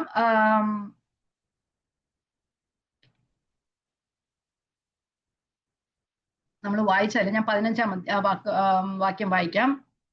അത് നിമിത്തം ഞാനും നിങ്ങൾക്ക് കർത്താവായ യേശുവിലുള്ള വിശ്വാസത്തെയും സകല വിശുദ്ധന്മാരുമുള്ള സ്നേഹത്തെയും കുറിച്ച് കേട്ടിട്ട്, അത്ര നമുക്കിപ്പം വായിച്ചാൽ മതി. അത് നിമിത്തം ഞാനും, പൗലോസ്, നിങ്ങൾക്ക് എഫെസുള്ള വിശ്വാസികൾക്ക്, അത് നമുക്കും ഓരോരുത്തർക്കും വേണ്ടി കർത്താവായ യേശു ക്രിസ്തുവിലുള്ള വിശ്വാസി സകല വിശുദ്ധന്മാരുള്ള സ്നേഹത്തെയും കുറിച്ച് കേട്ടിട്ട്. അപ്പൊ പൗലോസിന്റെ പ്രാർത്ഥന അവിടെ ഇംഗ്ലീഷ് പറയുന്നുണ്ട് therefore അല്ലെങ്കിൽ that is why എന്ന് പറഞ്ഞാൽ ഏത് നിമിത്തം? ആ 3 മുതൽ 14 വരെ പറഞ്ഞ കാര്യങ്ങൾ നിമിത്തം. എന്തുവാ 3 മുതൽ 14 വരെ പറഞ്ഞ കാര്യങ്ങൾ? സ്വർഗത്തിലെ സകല ആത്മീയ അനുഗ്രഹത്താലും ക്രിസ്തുവിൽ ദൈവം നമ്മെ അനുഗ്രഹിച്ചിരിക്കുന്നു. അതിൽ നമ്മുടെ തെരഞ്ഞെടുപ്പ് പറഞ്ഞു, നമ്മുടെ വീണ്ടെടുപ്പ് പറഞ്ഞു, നമ്മളുടെ അതിക്രമങ്ങളുടെ മോചനം പറഞ്ഞു, ആ മോചനം എന്ന വീണ്ടെടുപ്പ് പറഞ്ഞു, നമ്മുടെ മുൻ നിയമനം പറഞ്ഞു, മുന്നറിവ് പറഞ്ഞു, അങ്ങനെ എല്ലാം അവിടെ പറഞ്ഞു. എന്നിട്ട് നമ്മളെ നമ്മളെ വിളിച്ചു, നമ്മെ വാക്തത്വ പരിശുദ്ധാത്മാവിനാൽ മുദ്രയിട്ടിരിക്കുന്നു. അത് നിമിത്തം ഇതെല്ലാം നിമിത്തം ഞാൻ നിങ്ങൾക്ക് വേണ്ടി പ്രാർത്ഥിക്കുകയാണ് ചെയ്യുന്നത്. കഴിഞ്ഞ കാലം എത്തിയത് അന്ത്യകാലം എത്തിയത് വരെ ദൈവം ചെയ്യുന്ന ആ പദ്ധതികളെ കുറിച്ച് കേട്ടിട്ട് നമ്മൾ എങ്ങനെയാ വായിക്കുന്നത്? സ്വർഗത്തിലെ സകല ആത്മീക അനുഗ്രഹത്താലും നമ്മെ നിർത്തിയത് ഓൾറെഡി നമ്മളിൽ ഉള്ളതാണ് അല്ലെ. അവരോട് പ്രാർത്ഥിക്കുന്ന നിങ്ങളുടെ ഹൃദയദൃഷ്ടി പ്രകാശിക്കും. നിങ്ങൾക്ക് ഇതുണ്ട്, നിങ്ങൾ ഇതൊക്കെ ഒന്ന് കാണണം, നിങ്ങളൊന്ന് അറിയണം. നമുക്ക് എല്ലാവർക്കും ഇതെല്ലാം തന്നിട്ടുണ്ടെങ്കിൽ നമുക്ക് എല്ലാവർക്കും ഈ അറിവില്ല അല്ലേ. അറിവില്ലാത്തത് കൊണ്ട് നമ്മൾ ഇല്ലാത്തവരായിട്ട് ഇരിക്കുകയാണ് ചെയ്യുന്നത്. അങ്ങനെയല്ല, നമ്മളിലെല്ലാം ഉണ്ട്. അപ്പൊ നമുക്ക് വേണ്ടി പലരും പ്രാർത്ഥിക്കുന്നുണ്ട്, കർത്താവെ ഹൃദയദൃഷ്ടി അവരുടെ പ്രകാശിക്കണേന്ന്. സൃഷ്ടി അതുകൊണ്ടല്ല ഞരങ്ങുന്നത്, അവരുടെ കണ്ണ് തുറക്കണമെന്ന്. അപ്പൊ ഈ വേണ്ടാത്തൊന്നും ഈ ലോകത്തിൽ പ്രവർത്തിക്കത്തില്ലല്ലേ. എന്തുവാ നമ്മൾ ഈ ലോകത്തിൽ ഇപ്പോൾ കണ്ടുകൊണ്ടിരിക്കുന്ന അപകടങ്ങളും യുദ്ധങ്ങളും അല്ലേ നമ്മൾ എന്നും കണ്ടുകൊണ്ടിരിക്കുന്നത്? ഈ മനുഷ്യന്റെ ഹൃദയദൃഷ്ടി പ്രകാശിക്കാത്തത് കൊണ്ടല്ലേ ഈ യുദ്ധങ്ങളും എല്ലാം വന്നുകൊണ്ടേ ഇരിക്കുന്നു. അപ്പൊ നമ്മളുടെ അകത്തെ മനുഷ്യൻ ബലപ്പെടും. അപ്പൊ എഫേസ്യർക്ക് ഇതെല്ലാം കൊടുത്തിട്ടുള്ള എഫേസ്യത്തിലെ വിശ്വാസികൾക്ക് അവരുടെ ഹൃദയദൃഷ്ടി പ്രകാശിക്കണം. അപ്പം പൗലോസ് ദൈവം അവരെ കുറിച്ച് ആഗ്രഹിക്കുന്ന ആ അവസ്ഥയിലേക്ക് അവരായിത്തീരുവാൻ വേണ്ടിയിട്ടാണ് പ്രാർത്ഥിക്കുന്നത്. എഫെസോസിലെ വിശ്വാസികൾക്ക് കർത്താവായ യേശു ക്രിസ്തുവിലെ വിശ്വാസത്തെയും സകല വിശുദ്ധന്മാരുള്ള സ്നേഹത്തെയും കുറിച്ച് കേട്ടിട്ട്, എന്ന് പറഞ്ഞാല് പൗലോസ് 3 വർഷം അവിടെ ഉണ്ടായിരുന്നു. പക്ഷെ അതിനു മുമ്പ് തന്നെ അവരെ കുറിച്ച് കേട്ടു. അതിന് പറയുന്നുണ്ട്, വേറൊരു ട്രാൻസ്ലേഷൻ പറഞ്ഞ ആദ്യം മുതൽ നിങ്ങളെ കുറിച്ച് കേട്ട നാൾ മുതൽ എന്ന് പറയുന്നുണ്ട്. അപ്പൊ നിങ്ങളെ കുറിച്ച് കേട്ട നാൾ മുതൽ ഞാൻ നിങ്ങൾക്ക് വേണ്ടി പ്രാർത്ഥിക്കുന്നുണ്ട്. എന്താവണം? നിങ്ങൾ ആ ദൈവത്തിന്റെ മഹത്വത്തിന്റെ പുകഴ്ചയ്ക്കാകണം. ആദ്യകാല നിത്യതയിൽ ദൈവം നിങ്ങളെ കുറിച്ച് പ്ലാൻ ചെയ്ത ആ പദ്ധതിയിലേക്ക്, അതിന്റെ പൂർത്തീകരണത്തിലേക്ക് നിങ്ങളായിത്തീരണം. ഇവിടെ 2 കാര്യങ്ങളെ കുറിച്ചാണ് പൗലോസ് പറയുന്നത്. 2, ഒന്ന് കർത്താവായ യേശു ക്രിസ്തുള്ള വിശ്വാസത്തെ കുറിച്ച് അവ കേട്ടു. അതുപോലെ തന്നെ സകല വിശുദ്ധന്മാരോടുമുള്ള സ്നേഹത്തെ കുറിച്ച് കേട്ടു. നമ്മള് 15 മുതൽ 15ഉം 16ഉം വാക്യങ്ങൾ അവരെ കുറിച്ച് പ്രാർത്ഥിക്കുന്നതിനെ കുറിച്ചാണ് പറയുന്നത്. പക്ഷെ 17 മുതൽ 19 വരെയുള്ള വാക്യങ്ങളാണ് യഥാർത്ഥമായി എന്താണ് പൗലോസ് പ്രാർത്ഥിക്കുന്നത് എന്ന് പറയുന്നുണ്ട്. അപ്പം ഇപ്പൊ ഈ ആദ്യത്തെ ഇൻട്രൊഡക്ഷൻ മാത്രമേ നമുക്കിന്ന് ചെയ്യുവാനായിട്ട് കഴിയത്തുള്ളൂ. എങ്കിലും നമുക്കൊന്ന് വായിച്ചു പോകാം. ഓക്കെ. കർത്താവായ യേശു ക്രിസ്തുവിലുള്ള വിശ്വാസത്തെയും സകല വിശുദ്ധന്മാരുള്ള സ്നേഹത്തെയും കുറിച്ച്. അപ്പം ദൈവത്തോടുള്ള വിശ്വാസവും സഹോദരന്മാരോടുള്ള സ്നേഹവും ഒന്നിച്ചു പോകുന്നതാണ്. നമ്മള് ആദിമ സഭകൾ ഇതെല്ലാം പ്രകടമായിരുന്നു. നമ്മൾ പല ലേഖനങ്ങളും വായിക്കുമ്പോൾ, പൗലോസിന്റെ ലേഖനങ്ങൾ വായിക്കുമ്പോൾ എഴുത്തുകളിലൂടെ നമുക്ക് മനസ്സിലാക്കുവാനായിട്ട് കഴിയുന്നു. 1-2 വാക്യങ്ങൾ നമുക്കൊന്ന് വായിച്ചു. പൗലോസിന്റെ തന്നെയല്ല, പത്രോസിന്റെ ലേഖനത്തിലും അതുപോലെ തന്നെ യോഹന്നാന്റെ ലേഖനത്തിലും ഇത് പറയുന്നുണ്ട്. നമുക്ക് വായിച്ചു പോകാം. കൊലോസ്യ ലേഖനം 1-4 ഈ സെയിം കാര്യം തന്നെയാണ് പറയുന്നത്. ക്രിസ്തുവേശുവിൽ നിങ്ങളുടെ വിശ്വാസത്തെയും സകല വിശുദ്ധന്മാരോടും നിങ്ങൾക്കുള്ള സ്നേഹത്തെയും കുറിച്ച് കേട്ടിട്ട് നിങ്ങൾക്ക് വേണ്ടി എപ്പോഴും പ്രാർത്ഥിക്കുന്നു. അപ്പൊ യേശുവിലുള്ള വിശ്വാസവും സകല വിശുദ്ധന്മാരോടുള്ള സ്നേഹവും ഒന്നിച്ചു പോകുന്നതാണ്. അതിനുവേണ്ടി സ്തോത്രം ചെയ്യുകയാണ് ചെയ്യുന്നത്. അപ്പം കർത്താവായ യേശു ക്രിസ്തു നമ്മൾ വരുമ്പോൾ, ദൈവത്തിന്റെ ആത്മാവ് നമ്മൾ വരുമ്പോൾ നമ്മെ ആ ദൈവത്തെ സ്നേഹിപ്പാൻ പ്രാപ്തരാക്കി. അതുപോലെ സകല വിശുദ്ധന്മാരോടുള്ള സ്നേഹം വർദ്ധിക്കുവാനായിട്ട് ഇടയായി തീരുകയും ചെയ്തു. തമ്മിലുള്ള കൂട്ടായ്മ. നമ്മൾ 1 യോഹന്നാൻ പറയുമ്പോൾ ക്രിസ്തുവിൽ വിശ്വസിച്ചുകൊണ്ട് പിതാവ് പുത്ര പരിശുദ്ധാത്മാവ് നമുക്ക് കൂട്ടായ്മയുണ്ട്. അതുപോലെ സകല സഹോദരന്മാരോടും നമുക്ക് കൂട്ടായ്മയുണ്ട്. നാം ഒരു കൂട്ടായ്മയുടെ അനുഭവത്തിലേക്കായിട്ടുണ്ട്. അപ്പം ദൈവത്തിൽ നിന്ന് നാം നിരപ്പ് പ്രാപിച്ചു, ദൈവത്തോട് സമാധാനം പ്രാപിച്ചു. അതുപോലെ തന്നെ സഹവിശ്വാസികളോടുമുള്ള സ്നേഹവും നമ്മൾ ഉണ്ടാകുവാനായിട്ട് കഴിയും. 2 തെസ്സലോനിക്കർ 1:13 സഹോദരന്മാരെ, നിങ്ങളുടെ വിശ്വാസം ഏറ്റവും വർദ്ധിച്ച് ആളാമ്പ്രയെ നിങ്ങൾക്ക് എല്ലാവർക്കും അന്യോന്യം സ്നേഹം വരിക. അപ്പം ദൈവത്തിലുള്ള വിശ്വാസം വർദ്ധിക്കുകയും ദൈവത്തിലുള്ള സ്നേഹം വർദ്ധിക്കുകയും ചെയ്യുന്നതോടൊപ്പം തന്നെ നിങ്ങൾക്ക് എല്ലാവർക്കും അന്യോന്യം സ്നേഹം വർദ്ധിക്കുകയും ചെയ്യുന്നു. യോഹന്നാന്റെ ലേഖനം നമുക്കൊന്ന് വായിക്കാം. 1 യോഹന്നാൻ 3:14 ഇങ്ങനെ പറയുന്നുണ്ട്, ആ മരണം മാറിയിട്ട് ജീവനിൽ കടന്നവൻ സഹോദരനെ സ്നേഹിക്കുന്നു. ആ നിത്യമരണത്തിൽ നിന്ന് മാറി നിത്യജീവനിലേക്ക് പ്രവേശിച്ചവൻ സഹോദരനെ സ്നേഹിക്കുന്നു. വായിക്കാം, 1 യോഹന്നാൻ 3:14. നാം മരണം വിട്ട് ജീവനിൽ കടന്നിരിക്കുന്നു എന്ന് സഹോദരന്മാരെ സ്നേഹിക്കുന്നതിന് അറിയാം. ഇവിടെ പ്രാക്ടിക്കലാ പറഞ്ഞിരിക്കുന്നത്. അപ്പൊ ഉപദേശം പറഞ്ഞു ഇവിടെ പൗലോസൊക്കെ പറഞ്ഞിരിക്കുന്നു, പക്ഷെ ഇവിടെ പറയുക പ്രാക്ടിക്കല്, നാം മരണം വിട്ട് ജീവനിൽ കടന്നിരിക്കുന്നു എന്ന് സഹോദരന്മാരെ സ്നേഹിക്കുന്നതിൽ നമുക്കറിയാം. സ്നേഹിക്കാത്തവൻ ഇപ്പോഴും മരണത്തിൽ വസിക്കുന്നു.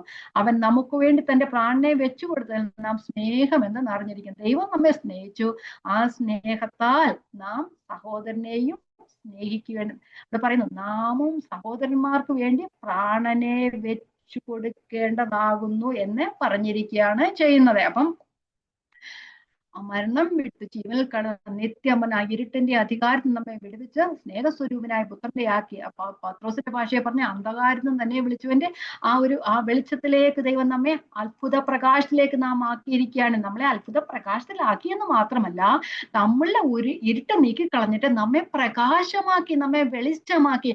നാം അപ്പോൾ വെളിച്ചത്തിന്റെ പ്രവൃത്തികൾ ചെയ്യേണ്ടവരാണ്. 4ഉം 5ഉം അധ്യായങ്ങൾ അതൊക്കെയാണ് പറയുന്നത്. നാം വെളിച്ചത്തിന്റെ നാം ഇരുട്ടിന്റെ മക്കളായിരുന്നു, അതിൽ നമ്മെ വെളിച്ചത്തിലാക്കിയപ്പോൾ നാം വെളിച്ചത്തിന്റെ പ്രവൃത്തി നാം ചെയ്യേണ്ടതാകുന്നു എന്ന് പറയുന്നത്. നമ്മൾ 1 കൊരിന്ത്യർ ലേഖനത്തിൽ പറയുന്നുണ്ട്, വിശ്വാസം ഉണ്ടായിട്ട് സ്നേഹമില്ലെങ്കിൽ ഞാൻ ഏതുമില്ല. ഒന്ന് വായിക്കാം.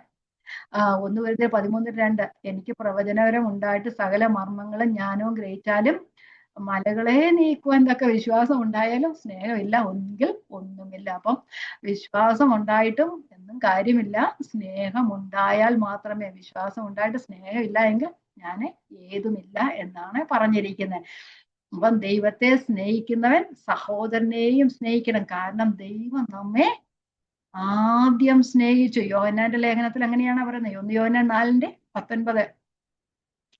അവൻ നമ്മെ ആദ്യം സ്നേഹിച്ചതുകൊണ്ട് നാം സ്നേഹിക്കുന്നു. ഞാൻ ദൈവത്തെ സ്നേഹിക്കുന്നു പറയുകയും തന്റെ സഹോദരനെ പഴിക്കുകയും ചെയ്യുന്നവൻ കള്ളനാകുന്നു. താൻ കണ്ടിട്ടുള്ള സഹോദരനെ സ്നേഹിക്കാത്തതിനെ കണ്ടിട്ടില്ലാത്ത ദൈവത്തെ സ്നേഹിപ്പാൻ കഴിയില്ല. ദൈവത്തെ സ്നേഹിക്കുന്നവൻ സഹോദരനെയും സ്നേഹിക്കണം എന്നീ കൽപ്പനാവെങ്കിൽ അതൊരു കൽപ്പനയാണ്.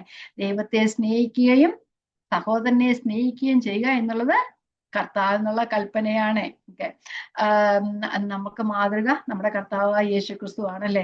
തന്നെ ഒറ്റിക്കൊടുത്ത, യൂദയെയും സ്നേഹിച്ച, അവരെ അവസാനത്തോളം സ്നേഹിച്ച ഒരു സ്നേഹമാണ് കർത്താവിന്റെ സ്നേഹം. വായിച്ചു പോകാം 13-ാം അധ്യായം, യോഹന്നാന്റെ സുവിശേഷം 13-ാം അധ്യായം 2-3 വാക്യങ്ങൾ മാത്രം, 4 വാക്യങ്ങൾ മാത്രം വായിച്ചു പോകാം. 1-ാം അധ്യായം 13-ന്റെ 1.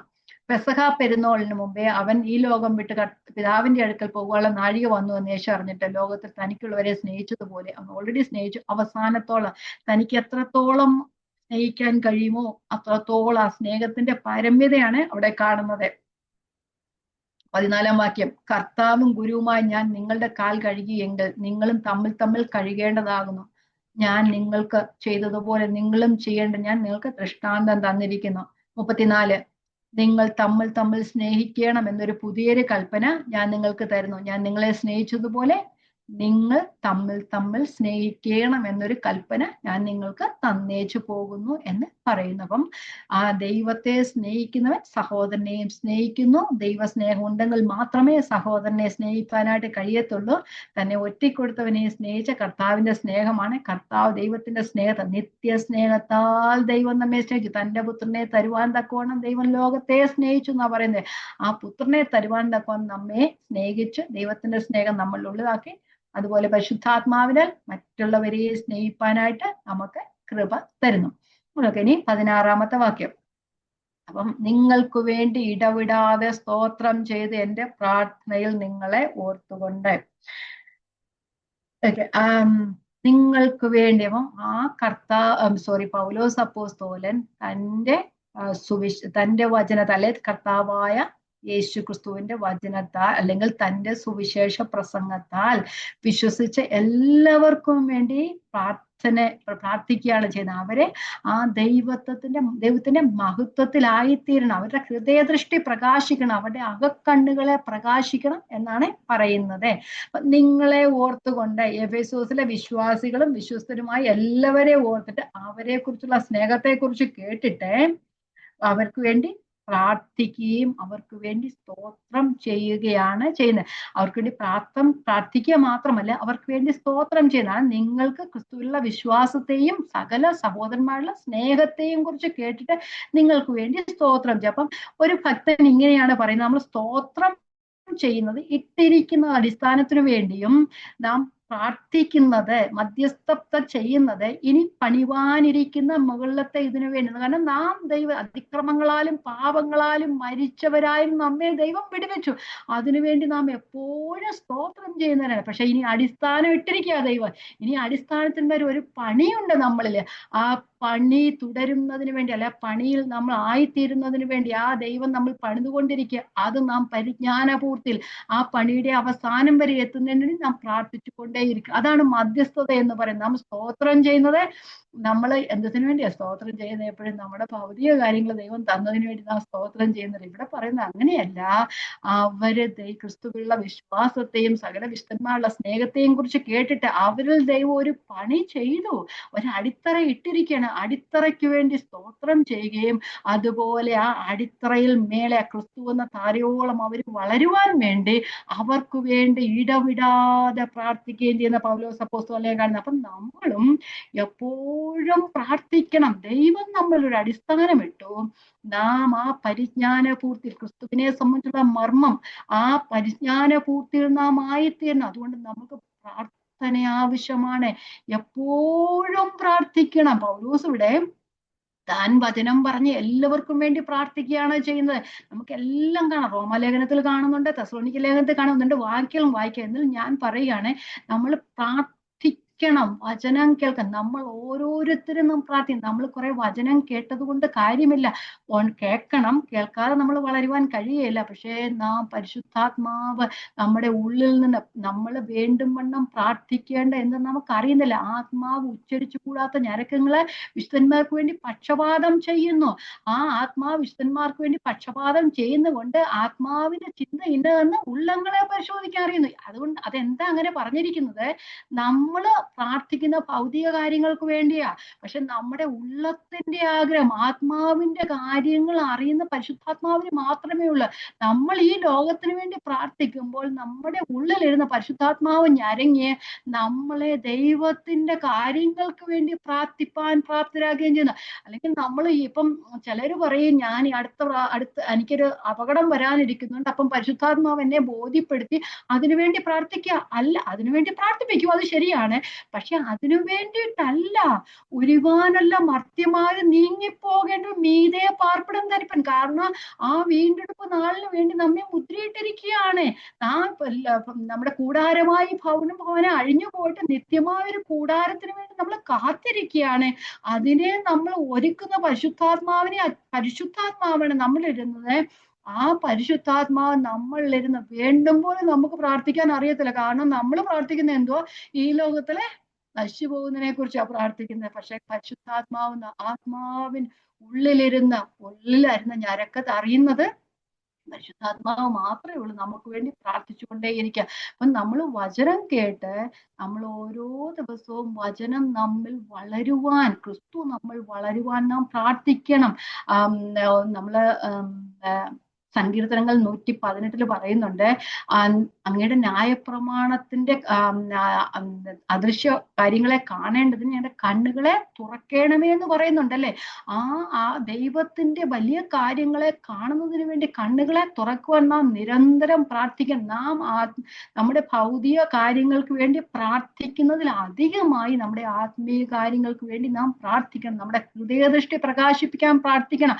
കാരണം പൗലോസ് എഫേസോസിലെ വിശുദ്ധന്മാർക്ക് വേണ്ടി പ്രാർത്ഥിക്കണം. അവിടെ ഹൃദയദൃഷ്ടി പ്രകാശിച്ച് അവന്റെ വിളിയാനുള്ള ആശയിൽ നിന്ന് അറിയണം. നമ്മളെ ഒരു വിളിയാൽ, വിശുദ്ധ വിളിയാൽ, സ്വർഗീയ വിളിയാൽ ദൈവം നമ്മെ വിളിച്ചിരിക്കണം. ആ വിളിയുടെ ആശ നമ്മളും അറിയണം. വായിക്കാം നമുക്ക്.